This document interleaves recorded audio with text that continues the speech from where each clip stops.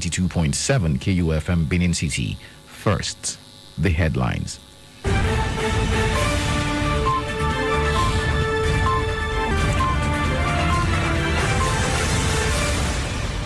Reps ask NERC to suspend new electricity tariff. Edo State government lifts ban on logging. 2 feared dead as gas explosion rocks Obasanjo Presidential Library. And business, Fiscal Responsibility Commission says MDAs failed to account for 1.2 trillion naira. And in sports, General displeased with Super Eagles Mexico friendly match timing. Details of these and more after this break. I am Charles, Upper Room.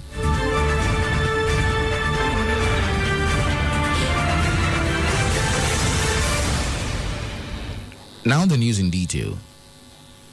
Edo State government has ordered the reopening of all the state forests for the commencement of logging activities by approved loggers. The state governor, Godwin Obaseki, lifted the ban on Thursday following a meeting with forestry stakeholders in Government House, Benin City.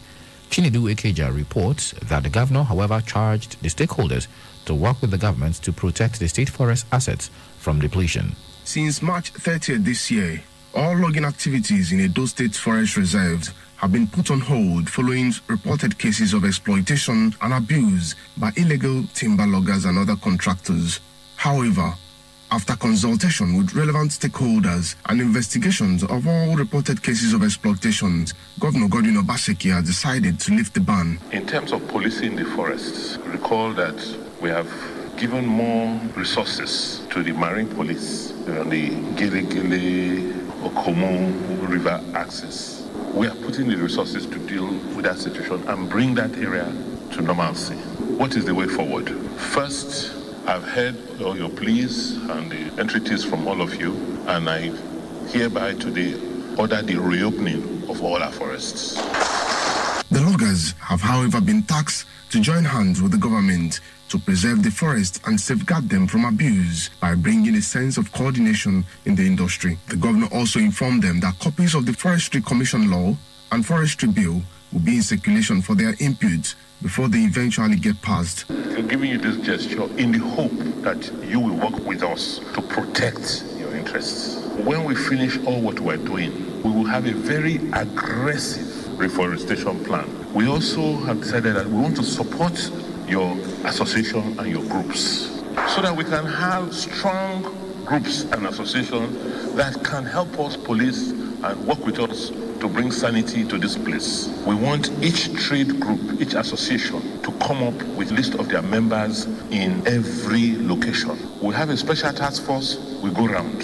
So that way, if anything goes wrong, we know who to hold. If we continue like this, all our forests will be finished. If this is how they were doing it before, we won't have any business today. Reacting to the development, some of the stakeholders, including Mr. Precious Isokma, hailed the decision as the beginning of a new chapter. We must sincerely appreciate the effort of His Excellency. It shows a man of accountability administratively. We are going to do all we can within our powers to ensure that he is cooperated with. But what I would love, let us take inventory of what is left in the forest as at today. Others appealed for support from the government in provision of improved seedlings to enable them sustain the tree planting campaign. With the members of Timber Lorry Owner Association, so thank you. The only area you will assist us making provision for us for seedling. Seedling is one of the problems that is affecting us. We say, Papa, we will join you to protect the forest. And the area of deforestation will not happen in Edo State. And the one that has gone will replace them by planting. The timber industry in Edo State cannot just be allowed to fade away because a lot of families depend on this timber. We are going to work with. For sawmillers, truck drivers, carpenters, loggers, and others in the wood production value chain, it is time to get back to business, but this time with a higher sense of responsibility. Chinedu Ekeja, KUFM News. The Academic Staff Union of Universities, Amrusali University Ekpoma chapter, has dismissed any possibility of a resumption of academic activities in the institution in the face of the ongoing strike embarked upon by the university teachers. The union counseled the students to remain at home till the suspension of the strike. In a statement signed by Dr. Monday Igbafe and Dr. Anthony Kokar Aizebioje, chairperson and secretary respectively, The union said it will be counterproductive to open the university for academic activities when their members will not be available to attend to the students or teach because of the ongoing strike. The statement added that the strike is total, indefinite, and comprehensive. The union advised parents and guardians not to risk the lives of students by allowing them to travel unnecessarily because of a purported resumption of academic activities. They insisted that the ongoing strike was hinged on the failure of the university administration to address their demands, such as the unpaid 5-month salaries and remittance of more than 13-month unpaid check-off dues, amongst others. The union's statement is a reaction to the university's news bulletin of Wednesday, 19th May 2021, which announced the resumption of academic activities in the institution, effective from Monday, 24th May 2021. The House of Representatives has called on the Nigerian Electricity Regulatory Commission, NERC, to suspend the proposed increase in electricity tariff in the country. Anyeka Umana, in a motion on Thursday, recalled that the Electric Power Sector Act of 2005 established the Nigerian Electricity Regulatory Commission with a mandate to license distribution companies, determine operating codes and standards, establish customer rights and obligations, and set cost-reflective industry tariffs. He also recalled that the Act prescribed its funding from 15% of electricity charges paid by customers to distribution companies. Aware that NERC, working with distribution companies, has increased electricity tariffs 5 times since 2015, the latest being on January 1st, 2021. Umana said despite those increases, Nigerians have not enjoyed significant improvement in power generation. Instead, they cope daily with epileptic services from the discos and unilateral exploitation in the name of estimated billing, arising from non-metering of over 50% of consumers. Cross River State Governor Ben Ayade has left the People's Democratic Party, PDP, for the All Progressives Congress, APC. Governor Ayade announced his decision on Thursday after a closed-door meeting with 6 APC governors and some members of the National Assembly who visited him, the Government House, Calabar. Minister of State for Petroleum Resources, Timi Piri Silva, and members of the State Executive Council were also at the meeting. The governors who visited Ayade include Abubakar Bagudu of Kebbi State, Hope Uzadima of Imo State, Mai Malabuni of Yobe State, who is also the APC caretaker chairman, Simon Lalong of Plateau State, Mohammed Abubakar of Jigawa State, and Kayode Fayemi of Ekiti State. Having seen the progress attained so far, having seen the accelerated tension occasioned by the increasing social media manipulation create a level of hysteria, having recognized the challenges of our youth and the issues of unemployment and the accelerated challenges, therefore, it's my responsibility as the leader of the party in Cross River State, as the leader of the people in Cross River State, to do all I can to assist Mr. President succeed. It is in this process and recognizing the role of Cross River State, a state that has been reduced to want in body, in spirit, and in soul, a state whose revenue and resources have been taken, a state whose territorial boundaries have been interfered with. It's my responsibility to resuscitate Cross River State to the center. And therefore, on behalf of the entire people of Cross River State, to the extent that I believe in the philosophy and idea of peace and unity, that Cross River State is today formally declared as an APC state. And he was elected as the governor of Cross River State in 2015 under the platform of the PDP. He was re-elected in 2019 under the platform of the same political party. Ayade is the second sitting governor to have pitched his camp with the ruling APC lately after Governor Dave Umahi of Ebonyi State. Elsewhere, the Attorney General of the Federation and Minister of Justice, Abubakar Malami, has questioned Southern governors following their demand for the restructuring of the country. Malami said the governors should ensure the functionality and efficiency of the local government before clamoring for restructuring. The AGF, therefore, said the governors cannot demand restructuring of the country, noting that there is no justification for it. It's truly because they cannot deny, for example, the local government to operate optimally. They cannot deny the autonomy of the legislature, state legislature, and state judiciary, and still be clamoring for restructuring. What restructuring are you talking about? Meanwhile, Ondo State Governor and Chairman, Southern Governors Forum, Rotimi Akeredolu, says the decision of the Southern Governors to ban open grazing is irreversible and will be enforced. Akeredolu said they are ready to defend the legality of their decision in court. He was reacting to the statement by the Attorney General of the Federation, Abubakar Malami. Governor Akeredolu said Malami's comparison of open grazing to auto parts trading is not only strange, but also portrays a terrible mindset. And to other news now. 2 people have been reported killed in an explosion at the Olusegun Obasanjo Presidential Library in Abeokuta, the Ogun State capital. It was reported that the explosion occurred around 11:23 a.m. at the Marquee Event Center within the premises of the library on Thursday. The explosion, according to reports, was triggered when technicians were topping up gas into the air conditioner at the event center. The incident is the 4th of such recorded in the last week in Abeokuta. No fewer than 6 persons, including an infant, died in 3 different gas explosions in Abeokuta from those incidents.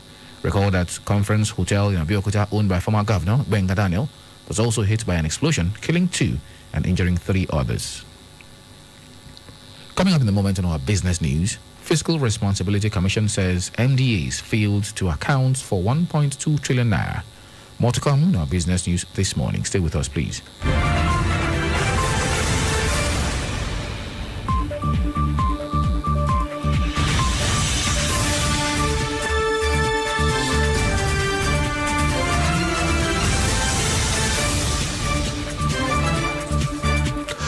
Welcome back. You're still on to News Dawn on 92.7 KUFM Benin City and on business. The Fiscal Responsibility Commission, FRC, said ministries, departments and agencies of the federal government are withholding about 1.2 trillion naira. The commission said this is according to audit reports of some MDAs and unaudited accounts of others. The FRC also said MDAs have remitted operating surpluses of about 2.15 trillion naira since inception. The Commission, however, listed 32 MDAs that have yet to present their audit reports to it since 2007 when it was established. The Executive Chairman, Fiscal Responsibility Commission, Victor Murako, stated this at a press conference held at the National Assembly in Abuja on Wednesday. Murako noted that generation of independent revenue through the payment of operating surplus is one aspect of the mandate of the Commission, which he said had added great value to governance. And that's it on business. Over now to sports, where Janet Raw is displeased with Super Eagles' Mexico-friendly match timing. Details in our sports bulletin shortly.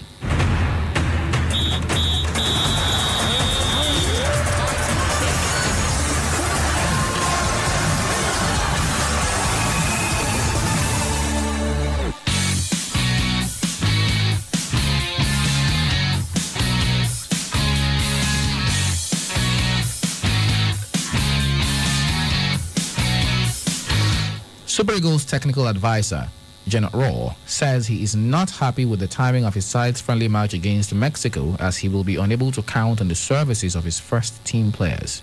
The 3-time African champions will take on their North American opponents on July 4th at the Los Angeles Memorial Coliseum. With majority of his Europe-based stars expected to be on vacation or with their respective clubs in pre-season ahead of the new campaign, Raw is uncertain which team he will line up against Mexico. The German tactician might have to call up players from the Nigerian Professional Football League for the game.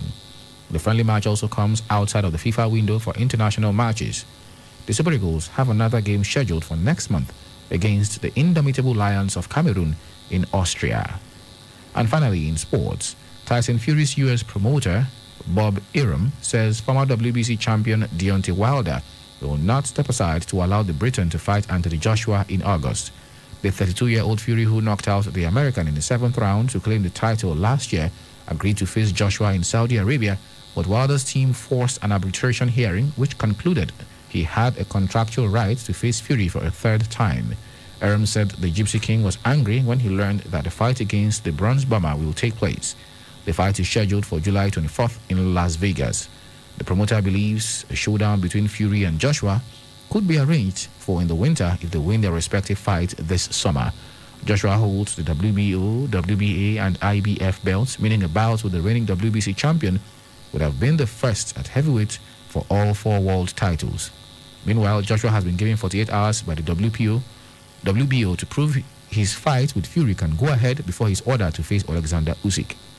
The boxing governing body had originally agreed to forego Usyk's right to a shot at the belt because of the magnitude of the planned undisputed title fight, but the Nigerian-born fighter now has 2 days before he will be ordered to face the undefeated Ukrainian.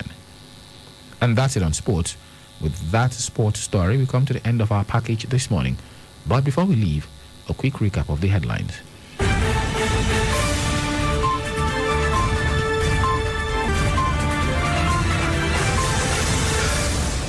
Reps have asked NERC to suspend a new electricity tariff. Edo State government has lifted the ban on logging. And 2 people are feared dead as gas explosions rock Obasanjo Presidential Library. Do remember that the continued unity of Nigeria is a collective responsibility. Be sure to play your part. Do not forget you can listen to us from anywhere in the world by visiting our website at www.kufm.net, or you can download our mobile app from the Google Play Store. We are also live on YouTube at KUFM Nigeria, and you can also listen to us on RadioGarden.com. KUFM News Dawn was produced by Blessing Asekome. I am Charles Upper saying thanks for listening and good morning. 92.7 KUFM News. Concise, precise, balanced, unbiased. We are live from Benin City to the world. This is 92.7 KUFM News Dawn. KUFM 92.7. Turn on excitement. Oh yes,